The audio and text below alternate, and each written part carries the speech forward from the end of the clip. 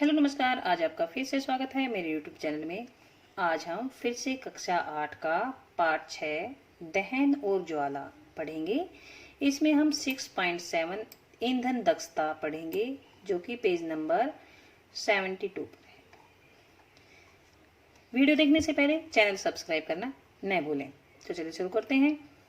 6.7 ईंधन दक्षता। देखिए, जैसे ही इसका शीर्षक है ईंधन दक्षता, इसका क्या अर्थ है? ईंधन कितना दक्ष है, कितना अच्छा है, उसका ऊष्मामान कितना है, मतलब कितनी ज़्यादा ऊष्मा देता है वो, या कितनी कम ऊष्मा देता है, ये सब हम इसमें पढ़ेंगे। कौन सा ईंधन अच्छा है, कौन सा नहीं है, किस ईंधन में हानिकारक उत्पाद होते हैं, किस में नहीं होते हैं, ये सब हम इसमें पढ़ेंगे। चलिए शुरू करते हैं। यदि आपसे कहा जाए कि गोबर के उपले, कोयला या एलपीजी गैस को जलाकर पानी की निश्चित मात्रा को उबाले, तो आप कौन सा ईंधन चुनेंगे? नेचुरली हम ये है एलपीजी चुनेंगे, क्योंकि इसमें हमें बड़ी आसानी होगी। और इसमें इसका देखिए क्या कारण है। इससे हमें एक तो आसानी होगी, एक इसमें कोई कालिक या वेस्ट मटेरियल अवांछनीय पदार्थ नहीं उत्पन्न होंगे, धुआं वगैरह नहीं बनेगा।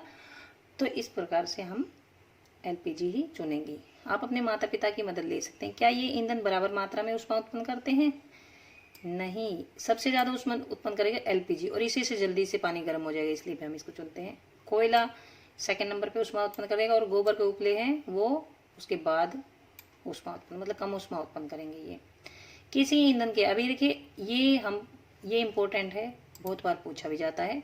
किसी ईंधन के 1 किलोग्राम में के पूर्ण दहन से प्राप्त ऊष्मा ऊर्जा की मात्रा उसका ऊष्मीयमान कहलाती है। ऊष्मीयमान क्या होता है? जैसे कि हमने 1 किलो गोबर के उपले लिए हैं, और 1 किलो हमने कोयला लिया है, और 1 किलो एलपीजी लिए। उसके पूर्ण दहन से, मतलब उसको अच्छे से जलाएंगे, तो उससे जो ऊष्मा उत्पन्न होगी, ऊष्मा ऊर्जा जो प्राप्त होगी, वो उसका ऊष्मीयमान कहलाएगी। अब सबसे कम ऊष्मा उत्पन्न होगी गोबर के उपले से, तो इसका ऊष्मीयमान कम हुआ। फिर कोयले से, और फिर एलपीजी से। तो इन तीनों में से सबसे ज्यादा ऊष्मीयमान किसका हुआ? एलपीजी का, क्योंकि अगर 1 किलो एलपीजी जलाएंगे तो बहुत ज्यादा ऊष्मा ऊर्जा हमें प्राप्त होगी। 1 किलो गोबर के उपले जलाएंगे तो उससे तो कम ऊष्मा उत्पन्न होगी। कोयले को जलाएंगे तो उससे भी ऊष्मा कम उत्पन्न होगी। तो ऊष्मीयमान सबसे ज्यादा एलपीजी का हुआ। ईंधन के ऊष्मीयमान को किलो जूल प्रति किलोग्राम मात्रक द्वारा प्रदर्शित किया जाता है। देखिए, किलो जूल होता है, जो जूल है वो ऊर्जा का मात्रक हुआ। किलो जूल मतलब कितने किलो जूल ऊष्मा उत्पन्न हुई, ये हमने इसलिए किलो जूल लिखा है। प्रति किलोग्राम मतलब 1 किलोग्राम ईंधन से कितने किलो जूल ऊष्मा उत्पन्न हुई है। तो एक केजी लिख दिया है और के स्मॉल जी लिख दिया है, ये इसका मात्रक है। इसको भी याद करेंगे कि ऊष्मीयमान का मात्रक बताइए। कुछ ईंधनों के ऊष्मीयमान 6.4 में दिए गए हैं। ये है 6.4। देखिए, गोबर का उपला इतने किलो जूल ऊष्मा उत्पन्न होती है इससे। लकड़ी को अगर 1 किलो लकड़ी को जलाएंगे तो इससे इतना होगा, कोयले को जलाएंगे तो इतना होगा, पेट्रोल अगर 1 किलो जलाएंगे तो इतना ऊष्मीयमान होगा उसका, मतलब उसको इतनी ऊष्मा मिलेगी। मिट्टी के अगर 1 किलो मिट्टी का तेल जलाएंगे तो इससे इतनी ऊष्मा उत्पन्न होगी। और सबसे ज़्यादा ऊष्मा उत्पन्न होती है हाइड्रोजन गैस से, जो कि सूर्य की जो ऊष्मा होती है इससे, हाइड्रोजन से उत्पन्न होती है। तो हमारे पास सबसे ज़्यादा सबसे अच्छा ईंधन कौन सा होगा? एलपीजी और सीएनजी। ये सबसे ज़्यादा ऊष्मा देने वाले ईंधनों में हमारे पास जो है, हम जो ये उपयोग करते हैं। ईंधन के दहन से हानिकारक उत्पाद प्राप्त होते हैं। ईंधन जब जलता है तो उससे हानिकारक उत्पाद भी प्राप्त होते हैं, जैसे राख बनती है, जैसे धुआं बनता है, और भी बहुत सारी गैसें बनती हैं, जो कि बहुत सारी बीमारियों का कारण बन जाती हैं। ईंधन का बढ़ता हुआ उपभोग पर्यावरण पर हानिकारक प्रभाव डालता है। जैसे एक है, नंबर 1 है लकड़ी, कोयले, पेट्रोल जैसे कार्बन ईंधन बिना जले कार्बन कण छोड़ते हैं। ये कार्बन ईंधन क्यों बोला है इनको?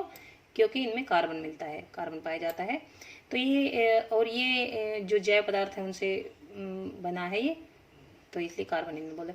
ये इनमें से बिना जले कार्बन कण निकलते हैं। ये सूक्ष्म कण खतरनाक प्रदूषक होते हैं और बहुत ज्यादा प्रदूषण फैलाते हैं। ये जो कार्बन कण होते हैं, जो कौन सी बीमारी को उत्पन्न करते हैं? दमा को, और सांस से रिलेटेड जो बीमारी वो उत्पन्न करते हैं वो मतलब उससे हो जाती हैं। सर्दियों से लकड़ी का उपयोग घरेलू और औद्योगिक ईंधन के रूप में हो रहा है। सदियों से बहुत ज़्यादा पहले से ही लकड़ी का उपयोग हो रहा है, परंतु अब इसका स्थान कोयले या एलपीजी जैसे ईंधनों ने ले लिया है। अब भी हमारे देश में बहुत से ग्रामीण क्षेत्र ऐसे जहाँ पे ईंधन के रूप में लकड़ी का उपयोग होता है, क्योंकि आसानी से उपलब्ध और सस्ता होता है। परंतु लकड़ी को जलाने से बड़ी मात्रा में धुआं उत्पन्न होता है, जो मनुष्य के लिए हानिकारक है और सांस संबंधी जो बीमारियां उसको हो सकती हैं। साथ ही वृक्ष हमें बहुत सी उपयोगी वस्तुएं देते हैं, जो इनके रूप में लकड़ी का उपयोग करने पर हमें प्राप्त नहीं होते। मतलब ईंधन जो ये प्लांट्स हैं या पेड़ पौधे हैं, उनसे हमें बहुत सारी उपयोगी वस्तुएं प्राप्त होती हैं। अगर हम उनको काट देंगे तो वो खत्म हो जाते हैं, तो हमें फिर कुछ भी प्राप्त नहीं हो पाता। इसके अतिरिक्त वृक्षों की कटाई वन उन्मूलन का कारण बनती है, जो पर्यावरण के लिए हानिप्रद है।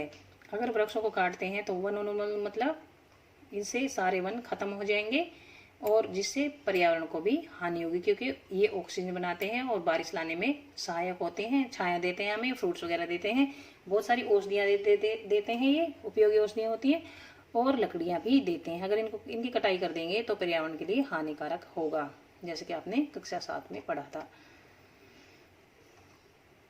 नंबर 2 है इन ईंधनों का अपूर्ण दहन मतलब अच्छे से नहीं जलते तो ये कार्बन मोनोऑक्साइड गैस उत्पन्न करते हैं।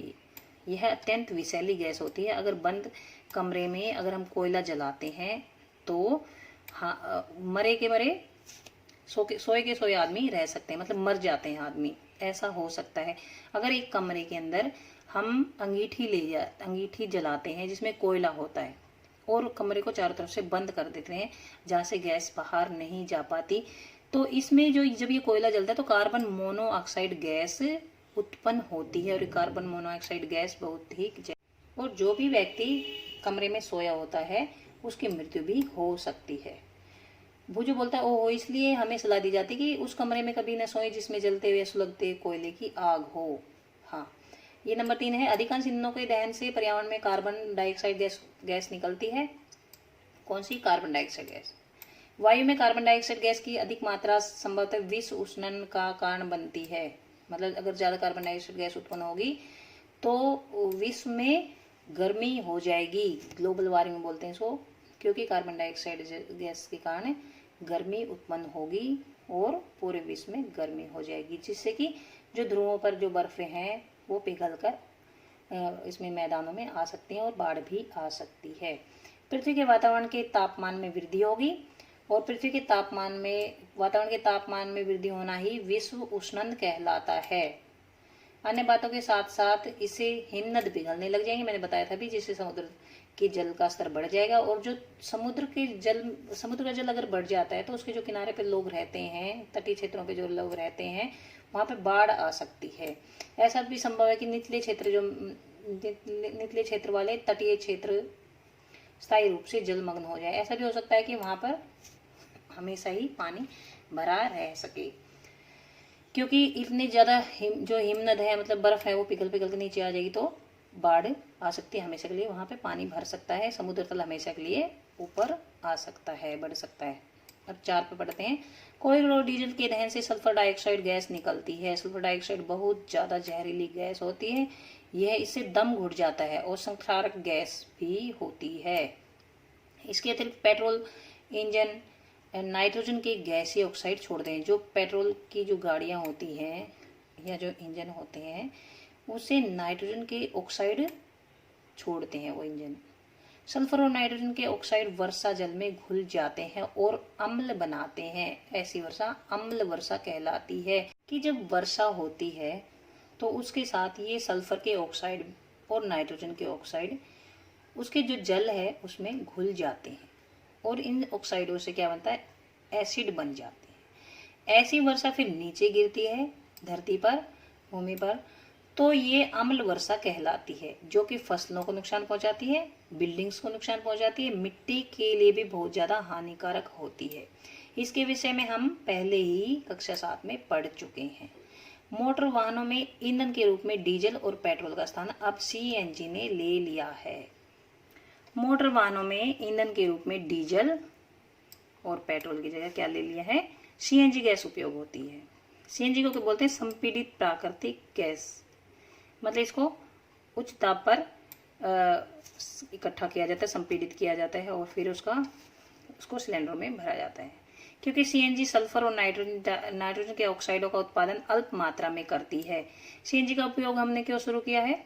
क्योंकि इससे प्रदूषण नहीं होता। ये सल्फर और नाइट्रोजन की जो ऑक्साइड है उसका जो उत्पादन है बहुत ही अल्प मात्रा में करती है। सीएनजी एक अच्छा स्वच्छ ईंधन है। इससे कोई भी अवांछनीय पदार्थ उत्पन्न नहीं होता है, इजीली मिल जाती है और इसका उष्मीयमान भी काफी है। तो ये एक अच्छा ईंधन हुआ, आदर्श ईंधन हुआ। तो हमने यहाँ तक सब दहन के बारे में, ईंधन के बारे में सब हमने पढ़ लिया है। वीडियो खत्म होता है। सब्सक्राइब करना न भूलें।